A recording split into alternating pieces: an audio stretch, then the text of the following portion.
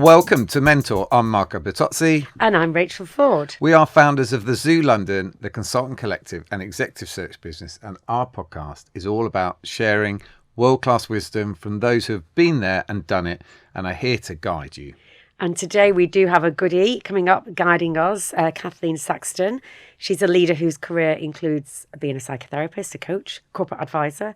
And she's had over 30 years in media and advertising. Amazing career. But what struck me about this conversation was the first one actually really, in fact, this is probably the most advice and mentorship that we've had, really.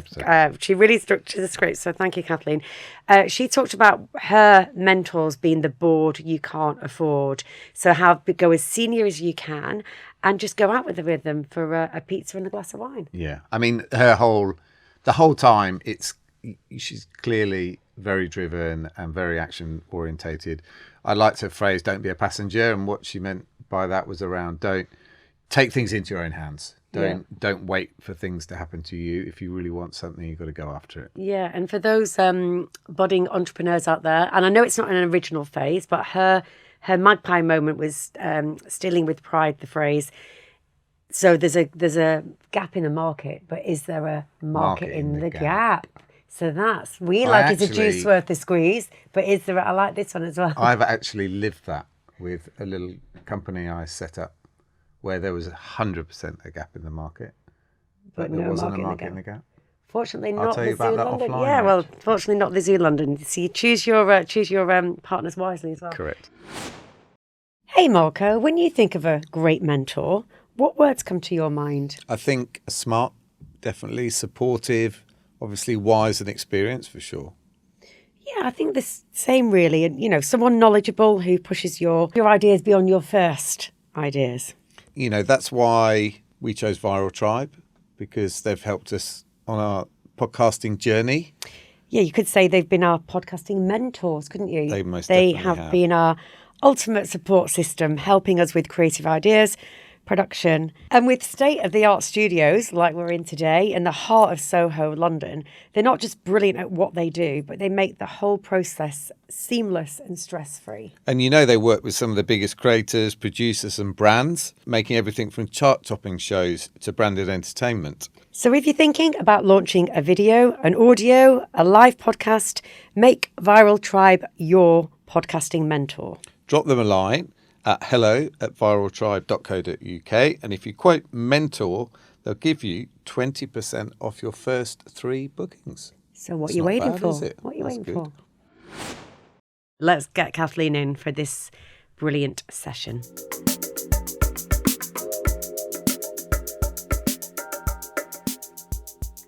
Well, today we've got Kathleen Saxton, who, for anyone who's been at an event with Kathleen will know she's always the most in-demand person. So to get to sit down for 45 minutes, an hour is great. So thank you for coming. So Kathleen, I think your career we'd describe as just brilliant because of its variety, its success, and, the variety is incredible. Most recently, you are a fully qualified psychotherapist, coach and mediator. Easy for me to say. But Kathleen has had 30 years of experience within media, advertising industry, held senior leadership roles in media owners like Sky and Global Radio, as well as agencies, PhD, Saatchi, which I think is where we met. Yeah. And most recently, global CMO at Omnicom Media Group, most recently in terms of agency jobs. Kathleen also, in between all of that, founded the most successful what you describe as, which I quite like, talent agency for C-suite headhunting firm called The Lighthouse Company, which eventually transitioned into MediaLink, sort of strategic advisory. So we don't spend too much time on that, but that was a huge success in your career, and many people engaged with you through that. Now, Kathleen runs Psych Ventures, working with individuals and organisations on leadership, resilience and mental health. In her spare time, she is a trustee of the NSPCC, active fundraiser for Childline. We're only going to have a few of these things, I think. I'm sure there's many others. A columnist for Stylist, and a future author of a couple of books coming up, which we're going to, first of all, we're going to ask you a little bit about them, but also we will put the links to your books as they become available into the podcast description. So make sure to check there. But the one that is coming out soon is focused on discovery and recovery from narcissistic abuse. So I'm sure there'll be a lot of people waiting to hear about that. Kathleen, I think it's fair to say you bring what is quite a rare combination of business acumen and combined with psychological insight, and we can't wait to hear all about it. No, thank you. It's quite exhausting listening I know, to all of it's that. I know, That it's is painful. You somehow- don't know what to do you? know. Nod, smile. Yeah, you just have to sit there and yes, that is me. And yeah, really, we're really thrilled to have you here today. We are quite in our cosy, as Alex Jones calls it, Welsh caravan. I am so glad you're wearing white. I didn't want to let anybody Well, this down. is it. When you walk, so if you're listening or you watch on video, you can see white. And I when I opened my wardrobe this morning, I saw my white dress. I was like, I'm going to channel my inner Kathleen. I was so pleased then when you were wearing white, because you are a vision. You always are, as Marco says, the most demand person in the room. But can we please just set the scene to those who may not know you as well, in terms, and we do it every week, we ask for your career in 60 seconds, and you will get extra points for succinctness, because not everyone has managed to do it. But I'm going to give you the challenge, Kathleen. I you think can I do might it. be able to do I think this. you can. Okay. I wanted to be a dentist, and I started instead as a secretary in a computer firm and ended up as a CEO of my own business. Wow. That's it. Well, That is it. I mean, we do like short. Yeah, No, I mean, that, my favourite film is Working Girl. right. And I think I watched that film, that and probably The Secret of My Success with Michael J. Fox, where he starts in the post room and becomes a CEO.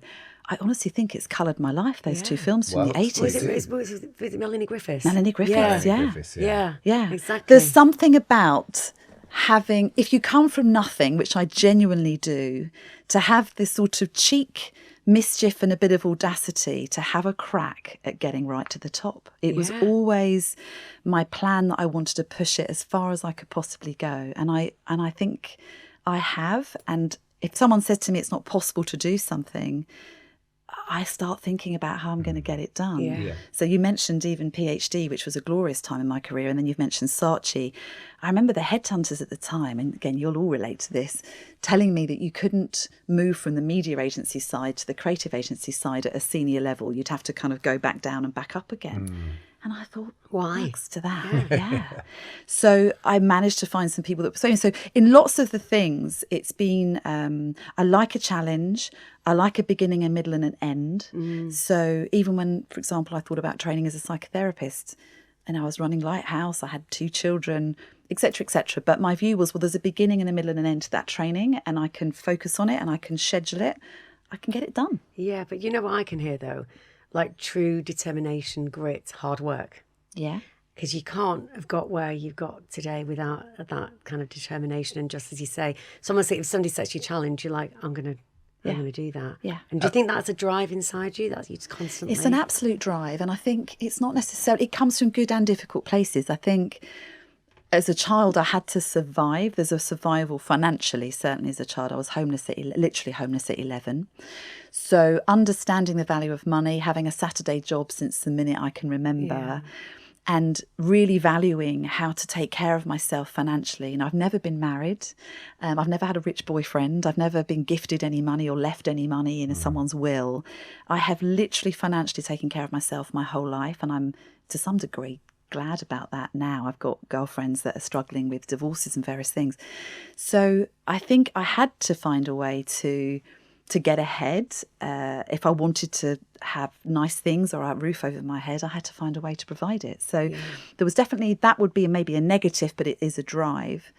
The other is mischievous. I'm a very mischievous person. And so I kind of think, well, why not? There's that classic saying, if not me, then who? You know, I'm like, well, why couldn't I? Why shouldn't I at least try to do it? It's interesting. I mean, one of the things, it's like, I've always felt that you've sort of thought big about something. You know, you've not done it half-heartedly. You've always thought, well, I could have 20 people here, or I could invite the whole industry, you know, that kind of. And it's interesting. One of the things we asked Sir Martin Sorrell when he was on, and we said to him, you could have started an agency back then, Yeah. but really what you started was a global holding company. Yes. And it's that like... Yes. And I think when we started Lighthouse, for example, and again, you'll know this, there are many headhunting firms, recruiting firms, consulting firms in the talent space. And so therefore, I remember Fru Hazlitt, who's actually one of my mentors, I'm sure we'll come on to, said to me, "Oh my God, darling, you know, there's no need for another one." She said to me, "What are you doing?" But I said to her, but I know, being on the other side of the fence, the frustrations of both clients and individuals with representation.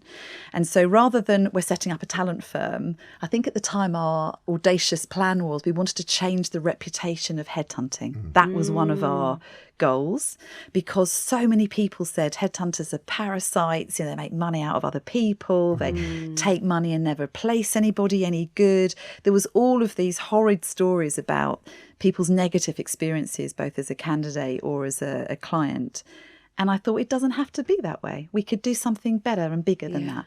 There's a complete parallel, isn't there? With, in fact, you were one of the first people that I spoke to when when we were getting this going. And there's a big parallel. We were the same with the consulting, and we took a lot of inspiration from you in that we wanted to create a brand, we wanted to be visible, we wanted to change the conversation around consulting from this sort of thing you did when you weren't working to celebrating it a little bit more, etc. So it's interesting hearing about that. But so you started as a secretary, but what was the route in from there onwards? So I started as a secretary at a business called Hoskins, which was on Shaftesbury Avenue, where the fire station still is, next to the Limelight nightclub as it was. And so I was meant to go to dental school. I wanted to go to dental school. Various things at home were happening where it wasn't going to happen. So I decided to switch and try to go for the BA in advertising at Bournemouth. And the year I was meant to go, they deferred the course for a year. There was issues for some reason. And so I had a year to go to work. So I just literally looked in the Evening Standard, as it was in those days, and found a sort of secretarial role in this company and thought, well, I'll just do that for a year. Maybe I can live with my mates in London that are at a London university. I think my first rent was £181 a month to live in my room, my box room in Finchley Central. And so I started there, but I was very clear that I wanted to try and find a way to, having got a job in London, to move into the advertising side. So I kept looking out for roles in the advertising world in some form that I could go to. And that's where I started. But actually the person I went to from there was actually Theo Paphitis, the dragon. Oh, was it? So he was my first proper boss when I was 19. And we are still friends to this day. Our first year of Advertising Week Europe, he came and spoke for us. He always makes time for me. And talking of mentors, which this show's about, Theo was probably one of the first professional mentors I've ever had, and I still hold that friendship very, very dear. I mean, he really taught me a thing or two about negotiation, you can imagine. So even listening to him on the phone when I was, secretarially doing my typing for him. And again, interestingly, when I was at school, you did cooking or typing if you weren't very bright. You weren't allowed to do it if you're in the sort of top set of something. So I couldn't even type when I started as a secretary. I literally was 2 fingers. So I couldn't even do that very well, but they took me on. So I worked for Theo. So Theo was my breaking point. He ran a business at the time called Movie and Media Sports. Had nothing to do with movies or media, but it sold the perimeter boards at rugby grounds, football grounds, but the old ones, the kind of wooden ones that you painted. So he'd won the contract for things like Cardiff Arms Park or whatever. And that was the business at the time, although he obviously went on and did all sorts of things with the Senza and, Rylands and everything else. So I worked with him for about a year or so, and he knew that I wanted to really get into advertising still.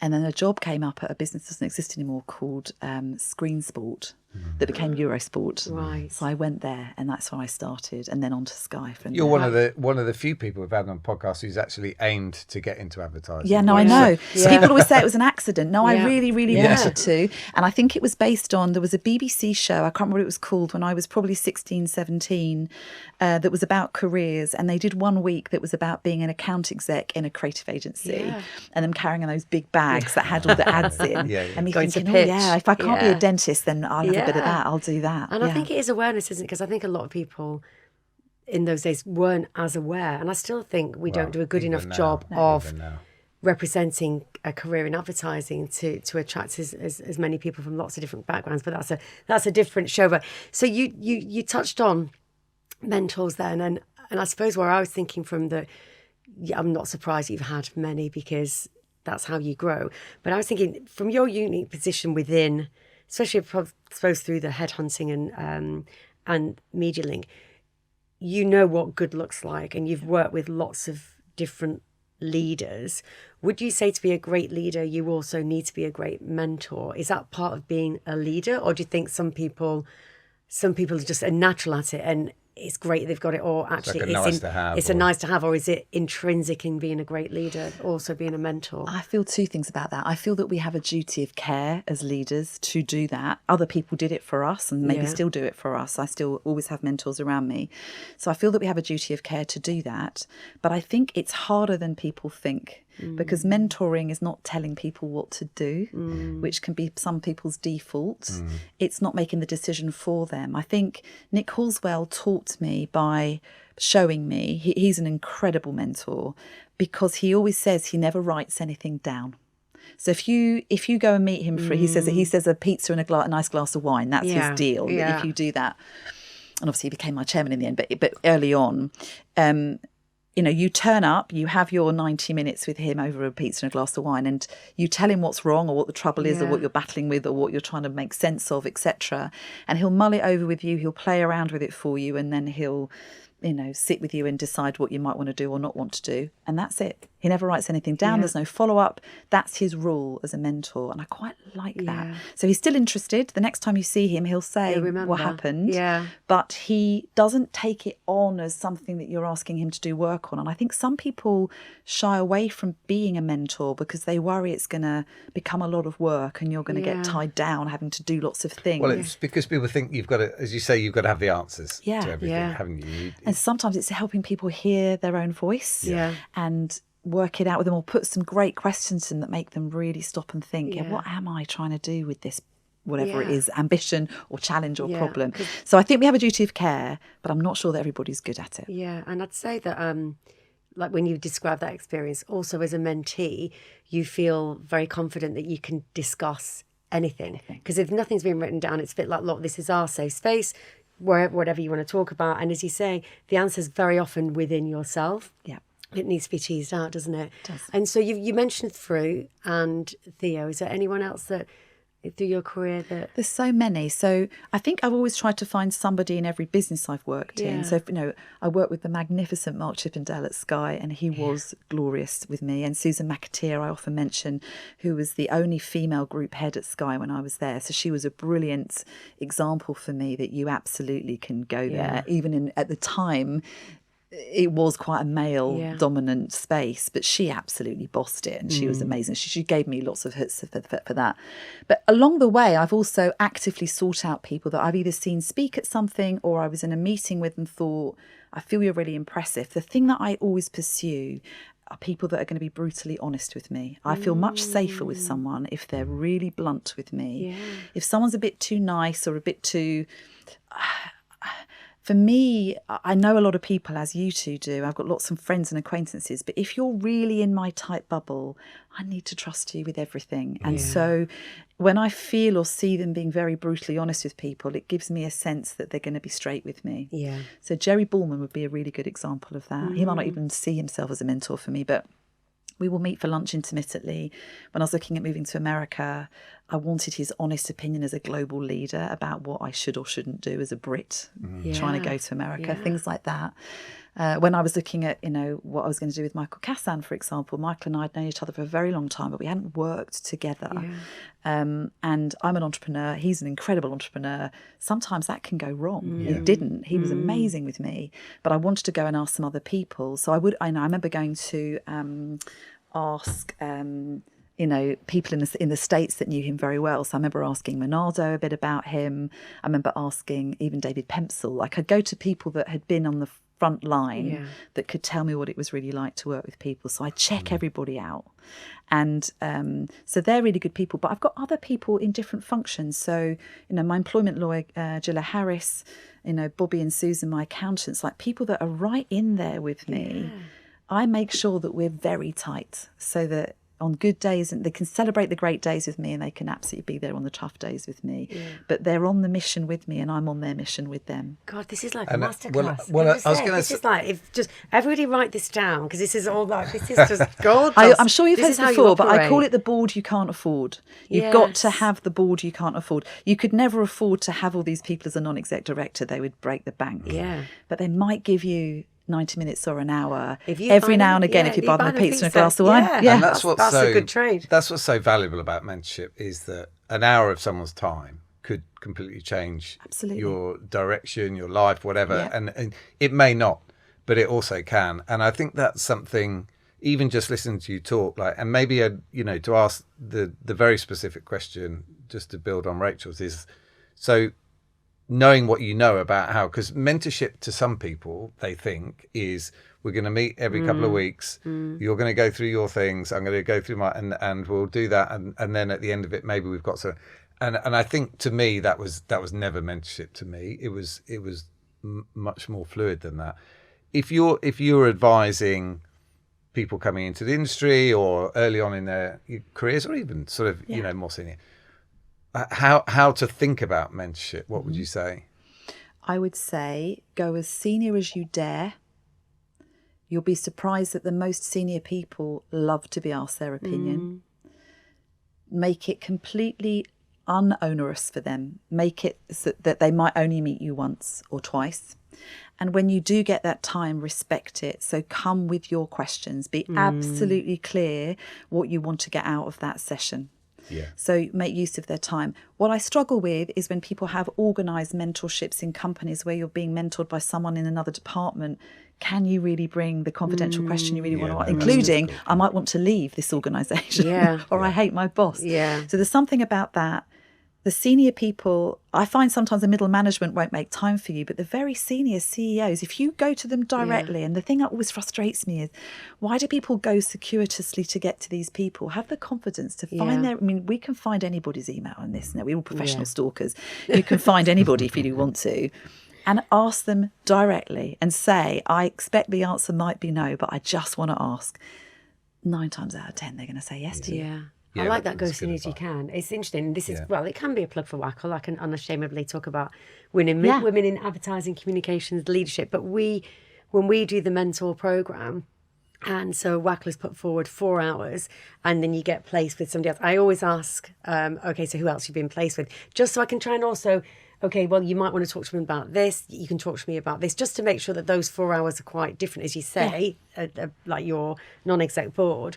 But when they say, I've got Silicil, Snowball, I've got, like, it's going, the access to some incredibly senior women through that WACL mentorship scheme is really good. And I think, and as you say, as the mentor, you get a lot out of it, and you've got no agenda. You can give very honest advice. You don't, and I always do. I do walk and a talk. Yeah. So I said, look, let's, we've got an hour. Let's do it in this way. And I feel the conversation flows. Yeah, absolutely. Better when you're not staring at somebody. You're kind of walking side by side. Yeah. So Kathleen, going back to your career, you I think it is potentially unique, or not so many people have done the kind of steps you've done, whether it be media agency, creative agencies, you mentioned, media owners, setting your own successful company up and so on.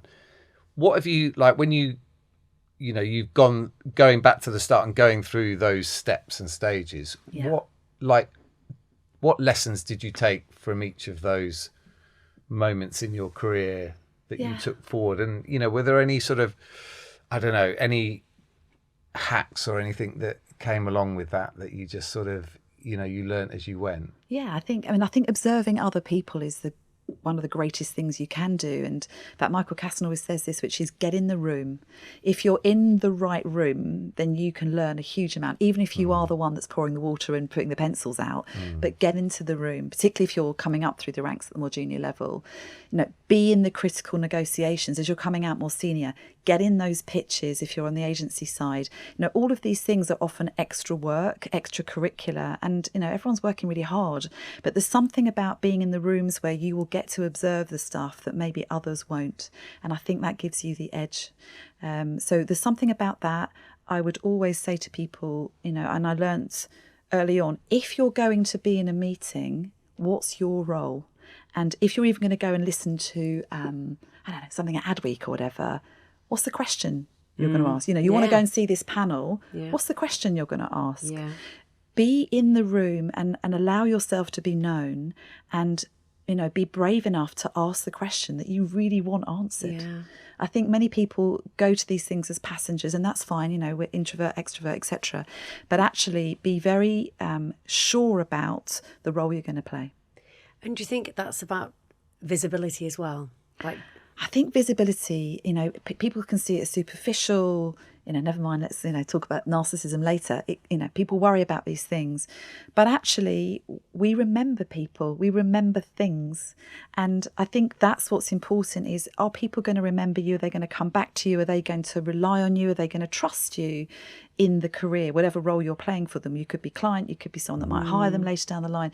How are they going to remember you if you don't give them anything? Someone said to me once, you don't think about this like Velcro.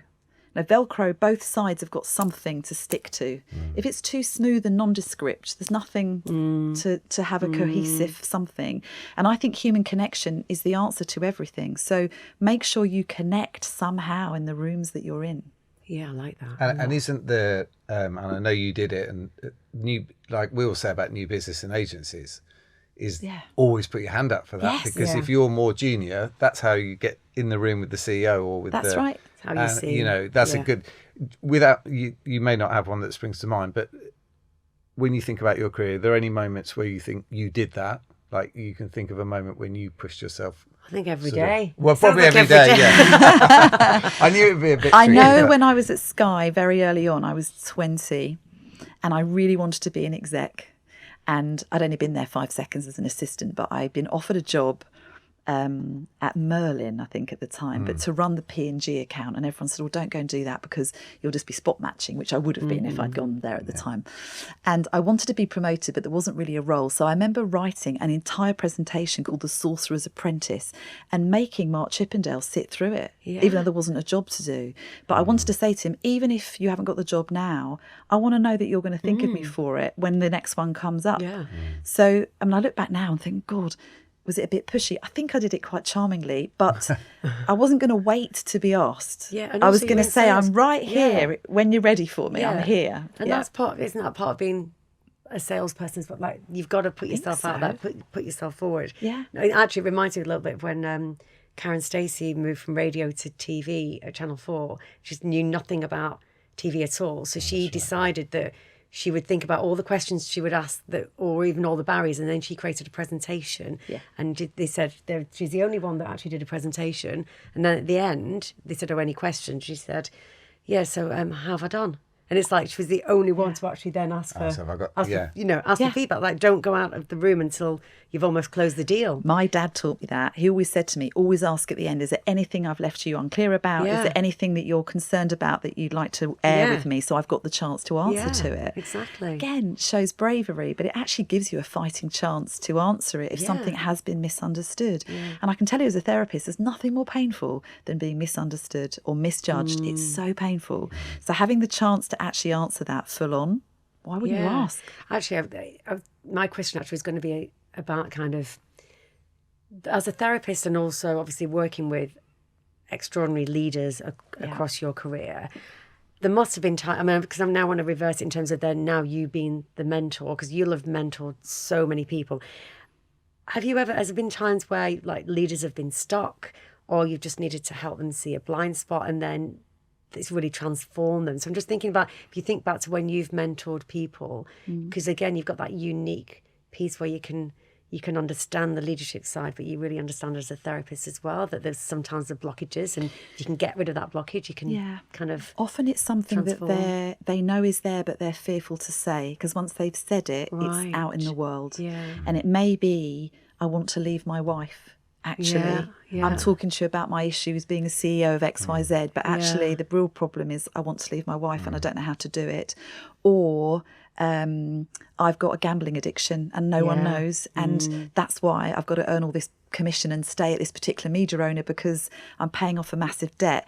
when someone can actually bring, and I think there is a chance in mentoring, if you're not writing anything down, that someone might trust and believe that you are enough of a vault that you won't say anything. Yeah. So a lot of people know me and I'll tell lots of funny stories about things, but I know when it's a vault situation, I would never dream of sharing it. And I think when you feel safe enough with that, someone, and again, as a therapist, obviously I'm trained to help people bring these things up, but often there's something else going on.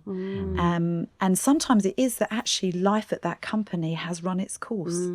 And you don't quite want to believe that that might be true. So to me, rather than being a sitting duck, you might as well get ahead of it by thinking, I think it's time that some people that are in difficult situations at work, I say to them, even if you decide you're going to leave, you might not leave for a year, but it will become more bearable that you know you're going to. Yeah. So there's lots of things you can do if someone can say the thing that feels unthinkable to say.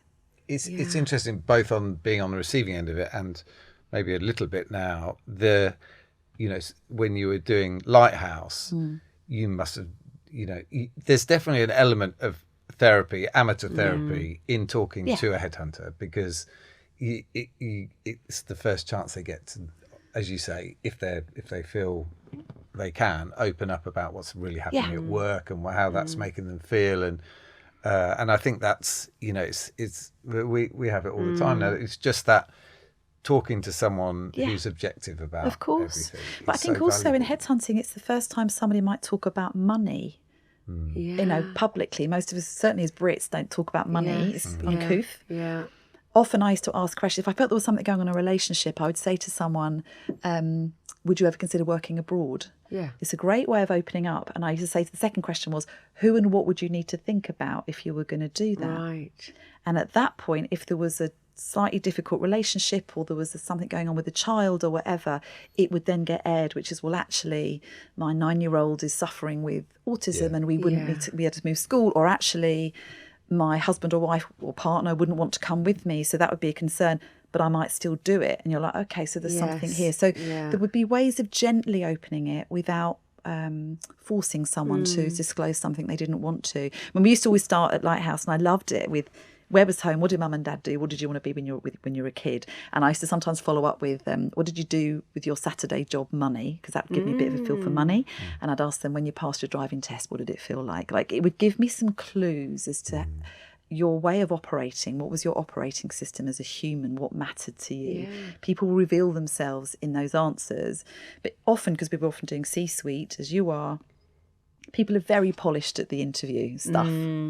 And I'd be like, I couldn't care less about that. I want to get round the back of you. I want to see what's going on, really. Yeah. Because that's the only way that we could have ensured that the cultural fit and the body wouldn't reject the organ in the job we were putting them into. I needed to know that stuff. We talk about the perfect match. It's got to be perfect for them and perfect for the company. And if you try and fudge that, it's never going to work, is it? No. For anyone. It will fall over in the end. Yeah, I agree. It's interesting you're talking about we talk about a lot about vulnerability nowadays, in leadership in particular. Where do you think that fits? There are a lot of leaders out there, let's be honest, who have to portray themselves as, I've got no doubts, I know what I'm doing, I'm running the show. How important is it in modern leadership, do you think, now to show that vulnerability? Because I feel like there is a balance. I agree. Well, there's authenticity and then there's vulnerability, isn't there? I completely agree.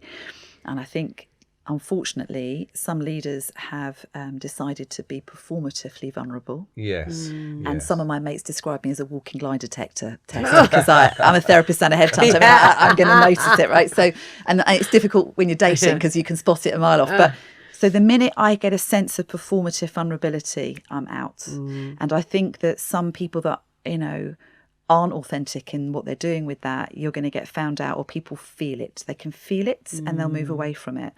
I do think it's important, Marco, to be able to be honest about certain pieces, but you're still running a company and you are therefore, for me, I see it as you are corporate parents.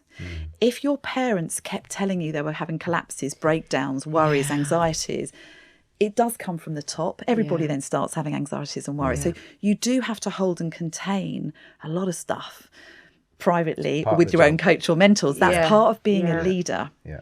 I think there's an appropriateness to showing some levels of personal vulnerability or even some corporate vulnerability. But to me, you are corporate parents. What would a parent do with their children? They wouldn't tell them they were struggling to meet the Yeah. mortgage Yeah. or that, mum's had an affair. You'd find a way to hold the kids together while you were figuring it out. Yeah.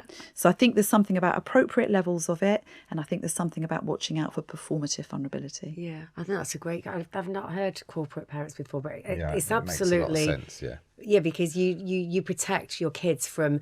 Yes, you're very close as a family, and but you do protect them from certain pieces, and it's the same as you say in the corporate world.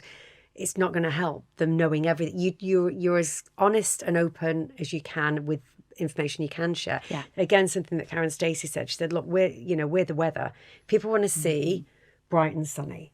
And yes, okay, occasionally, it could become cloudy and rainy, and when it gets that, then we can approach that. But they want you to be the weather. They want to know that somebody at the top's got it. They don't need to hear all of the shit that represents day to day. No, that's really interesting. Can I just move on to advice? I mean, we're called mentors. We've dug into mentors, and people listen, and they've said that they love all the pieces of advice. We call it a magpie moment, or something that you've stolen with pride. Is this something that you've seen, or a piece of advice, or something that somebody's done and you thought, that's really smart, I'm going to steal with pride and take that on? The steal with pride sentence that came at me just before Lighthouse and stayed with me forever, and again, it's Mr. Nick Carswell. He said, is there a market in the gap? But is there a gap in the market back and forth? So lots of people see a gap in the market, but is there a market in the gap? Is there money to be made there? Is there a commercial model in there? Yeah. And what surprises me is a number of people, even now, I mean, I work with a lot of founders now in Psyched, but people that want to set up a company and say, I've had this amazing idea, I'm going to do this and it's going to be amazing. And I'm sitting thinking, I'm sure I met someone a week and a half ago who's doing exactly that. And I'll say to them, have you done your market research, and have you heard of this company? Oh no, I haven't even. I'm like, wow, you're about to put all of your life savings into this big idea. Someone's 3, 4, 5, 6 months ahead of you over here, and fully funded in doing it. So I'm always aware of that point, which is there's many times where you can see a gap, but is there a market in that gap? That's what's really important. So that's something I've always noticed. And I think, I mean, you mentioned Scylla already. Scylla Snowball, I mean, James Scylla Snowball, amazing. I think she always acts with great elegance. I use the word elegance a lot and I get teased about it, but I think doing things with elegance is important. When I got my first chair role, I thought, great, brilliant. I'm off to the races as a chairperson. This is going to be wonderful. I mean, I was dreadful. I mean, the first 6 board meetings, I was absolutely dreadful because I'm a doer. So all the things on the agenda, I'm like, well, I can help with that and I can do this. And suddenly I'm like, oh my God. So I remember ringing Scylla and said, can I have a cup of tea with you? How on earth do I become a chairwoman? I actually realised I don't know how to do it. And so again, she really helped me understand the difference between guiding and holding together a board rather than driving a board and operationally running the board in that way. She showed me the difference. So again, I think there's different things that she taught me, the difference between being an operating executive and a non-executive. I didn't really understand that, shockingly, until I actually got into it. And how did you stop yourself from doing things then? I literally had to stop myself from having take a the pen to-do off. list. Yeah, exactly. And actually, another thing about being in that role is you've got to learn through your own mistakes. Yes, you can do everything for everybody, but they've got to come through. But I can imagine that would be really. And I would come out of the to-do list as long as your arm. I literally had to sit on my hands or hold that silence, which obviously you learn to do as a therapist, but to hold the silence, which is someone else is going to have to put their hand up for this because I can't do it for you. Oh, that's great. There's so many versions of chairing that it's sort of underestimated as a skill, isn't it? I really think it is. Yeah. I think a lot of people think, you just sort of go in there and I sit on the board of NSPCC now, and I've obviously had Neil Burkett as our chair. We've got Emma Scott coming in as the new chair. We've got I've had Tom Tomasi with the Childline, again, fantastic chair. So it's nice to observe other people in that role. And again, magpie point, I take bits from each of them as I go. Yes. But again, if you've never had the chance to be in a formal board meeting, then you wouldn't have understood the difference that the CEO to the chair will make and how the deference works in that. So again, if you're not yet on the board of the company, or for some reason you can't, or different businesses, different size of boards, get on a charity board. Go and be on the board of someone else's business for free. You'll get something out from it by watching other people's styles. Yeah, that's a good piece of advice. Everything has sounded way too perfect so far. So we always like to delve into people's biggest fuck up. Now, it's we know there's probably been a few. We've all had a few, of course. But yeah, what stands out for you? What? I think I've got more in my personal life than in my professional life, but I thought about my professional life, and the one that came up, and funnily enough, we've just mentioned Tom Tomasi. So I was at MSM, part of Global, and had the most wonderful time. I worked with Bruce Daisley and Andrew Morley, and some of the best. We had the best fun at that company. It was wonderful. We then, we sold EMAP stations. EMAP decided to set up EMAP on Air, which is where I met and worked with Karen Stacey. And so I used to look after those stations for MSM. So I was asked to come over and lead EMAP on Air. Tom Tomasi got hired to lead it. Fantastic. I was an exec on the brink of group headness, and I'd had my first child. So I'd come out for not long. I was only out for, I don't know, maybe 4 months with Ned, my son, who's now 28, can you believe? Wow. And EMAP said, okay, we're going to hire these group heads. They hired Sarah and Karen from Channel 4, and they had one other. And I was determined that it could and should be me. And to be fair, I think it probably should have been me. I think I was the right stage. And Fuller Girling, wonderful Fuller Girling, were doing the search, and I was asked to participate.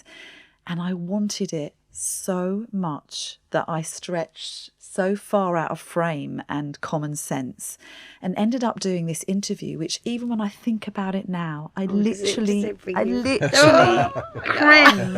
I did something about Star Wars. I can't even remember, but it was so awful. And you know, when you're in the room and even halfway through, you're like, I've literally lost any semblance of audience here. And they're probably thinking, thank God, we're not going to give it to her. Now, someone else got that job, and they actually didn't last in that job. But unfortunately, on top of not getting the job and seriously embarrassing myself professionally, letting myself down, I then got offered by Tom the operations director job. I mean, do I look like an operations person? And I was made to do that job for a year. I just had a son. I was the sole breadwinner. I had to stay in the job. I hated every second of that job. I did learn how to use databases, and I met the wonderful Sinead Greenaway and Gary Hollins, and we made the best of it. But it was a real career low for me. And Tom and I have really talked about it, because it was a real back step for me. And I had to recover from that. It took a year or two to recover back into my career from it.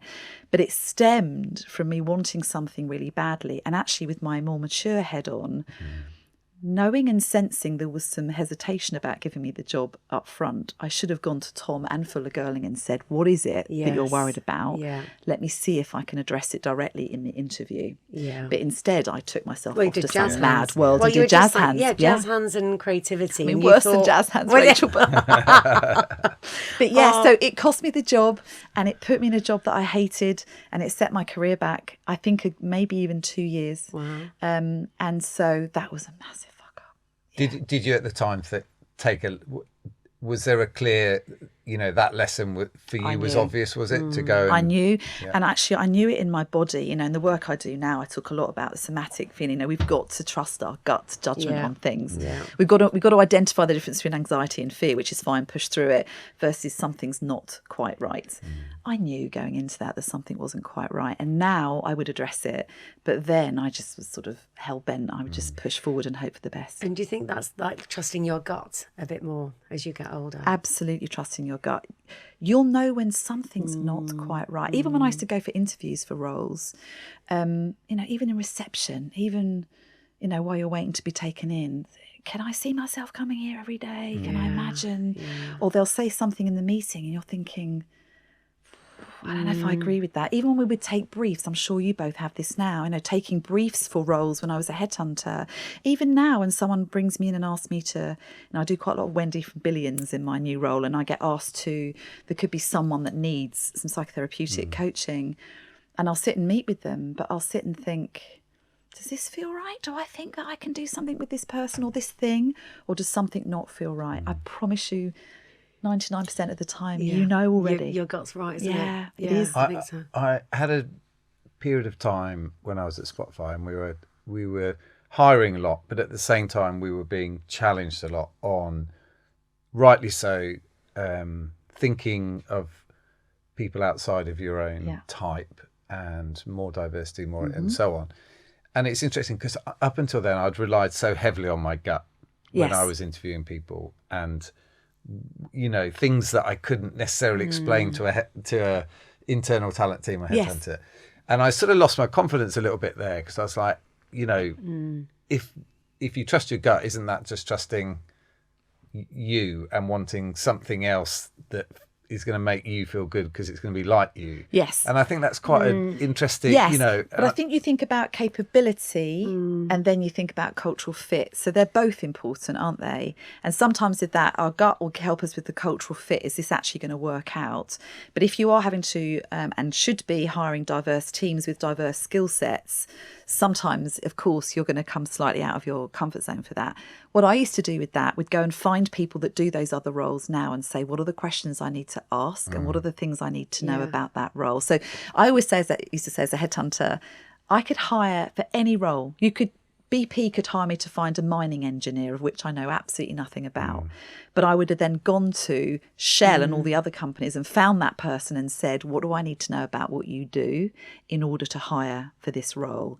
So again, there's something about being aware enough to think, I'm not sure about this capability, so I've got to go and educate myself really fast. And I'm going to have no shame in going and asking the people and saying, I don't know anything about this. You need to help me. Yeah. So I think it's not being afraid, but I also think I think there's a personal gut feel, but I think in interview processes, it's very much more data driven. And sometimes you've got to make sure that you're following, it's your head and your heart, isn't it? Yeah. I think it's more in a personal thing. If you think it might even be on a date, not me, I'm married. But anyway, this is not right. But anyway, we're really gone out of tangent. And I am concerned that we're running out of time. I want to make sure that we do get onto your 2 books, because obviously you brought psychotherapy into the world of business, and you've got the 2 books coming out. I think there's a third as well in the making around narcissism. Is it your quest to find, within the corporate world, did it bring you into, what was the inspiration for I suppose, for the books? Yeah. So if you told me 2.5 years ago that I'd have written any books, never mind books about narcissism, I'd have thought everyone was smoking crack. Do you know what I mean? It was never an ambition. It's not something I was particularly interested in. I was trained in personality disorders when I was training as a therapist many years ago. And, cluster B, which is where this personality type sits, is in there. But it was probably an hour's lecture. It wasn't particularly interesting. I loved somebody who ended up coming out as a narcissist, and I suffered terribly with this individual. And when I was recovering, I tried to find either therapists, institutions, groups, books about it, so I could really educate myself. if I don't know it, I'll educate myself. Exactly, So I went searching for all of these things, and I couldn't find it. I found amazing therapists, and I obviously know lots in my cohort, but none of them really got narcissism, because clearly narcissists don't go to therapy because they think there's nothing wrong with them. At the time, there was no real books about it. Dr. Ramani and some others have now written some books, but they came out long after that it happened to me. There was no residential care for psychological abuse, which is what it is. And so I couldn't find anything. So that I thought, well, then sod it. I'll have to make it myself. There's a gap in the market. Yeah. So I actually wrote Endless first, which is a personal experience of narcissism in romantic relationships. And I started writing columns for Stylist, and thanks to the lovely Ella Dolphin and Lisa. And they asked me to write a column on narcissistic parents, which I don't have. My parents were quite something, but they weren't narcissists. And I wrote the column, and I just got flooded with people contacting me saying, my mum, my dad, my partner's mum or dad. So I thought I better really get studying further. So I went to America and studied. I went to North Macedonia and studied under Professor Sam Vaknin. I've gone to town on really I've studied all the scientific papers. I've started a PhD in it. Like I've gone for it, because I'm like, the problem with narcissism is at the moment everybody's ex-boyfriend, girlfriend, wife, husband, auntie, mother-in-law is a narcissist, and of course they're not. They're just annoying. But when you're in the presence of, or you're really dealing with one, whether it's at work, at home, in your family, it's awful. And my view on it is that we understand domestic abuse now. We understand sexual abuse now. We don't really fully understand psychological abuse yet. And I think it's the final frontier, including coercive control and some other things you'll hear about in the press. So I think narcissism sits in there. So I thought, right, I'm gonna really study it. So My Parent the Peacock, which is the first book that's actually coming out with Hachette, 25th of September. So I took about 6 months to write it. I interviewed a lot of people that have had experience of it. So there's lots of anonymous vignettes in there, etc. But I wanted to make it a third factual about what the hell is it and what isn't it. So lots and lots of science and studies. The middle third is around what does it really look like in action, the bad, the good and the ugly and everything else. And the final third is, okay, well, what can we do about it? How do you recover? How do you deal with it? Whether they're alive, whether they're dead, whether they're whatever's going on. How do you genuinely recover? Because you can, which is brilliant. So that's what I've done with the first book. The second book is the story of recovery as well. And the third book, which is going to be called Sly and Mighty, How Leadership Lost Its Way, is all about what happens when we're in quite an uncertain world, which we are at the minute. We tend to oscillate towards very charismatic leaders, some of which are brilliant, but some of which are narcissistically driven.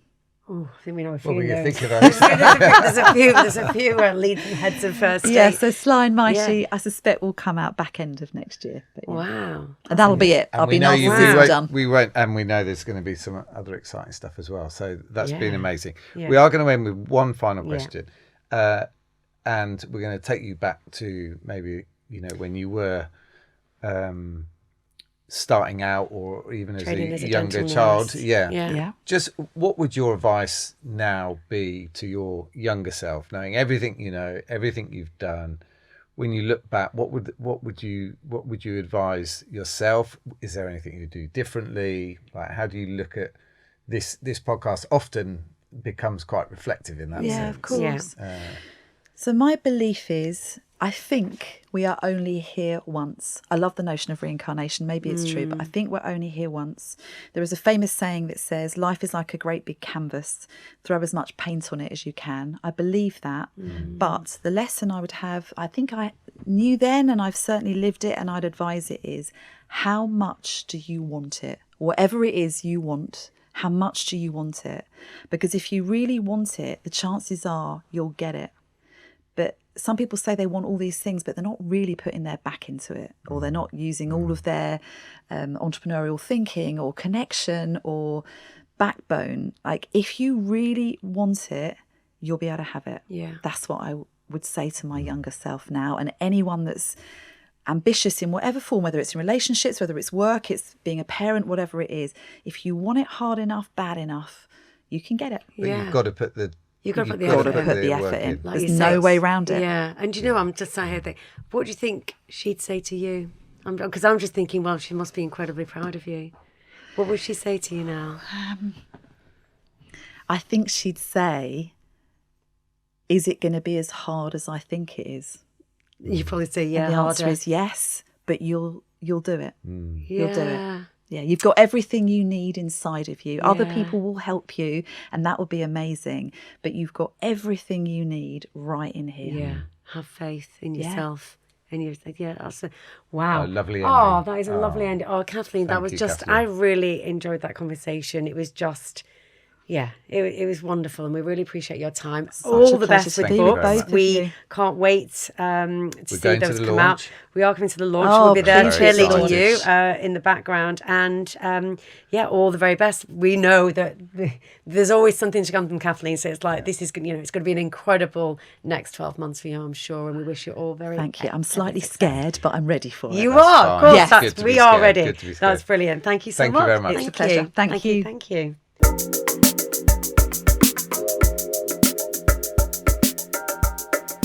Well, that's all we've got time for. Hopefully you enjoyed the podcast. If you need a little more wisdom in your business, then be sure to come to TheZoo.London for executive search and consulting support. And don't forget, we love to hear about your mentors and your advice. So do find us on all socials. They're listed in the podcast description. As Mentor is a viral Tribe entertainment production. And please do give us a follow on Apple Podcasts or on Spotify. And please join us next time for more pearls of wisdom from Mentor. Thank you. Thank you.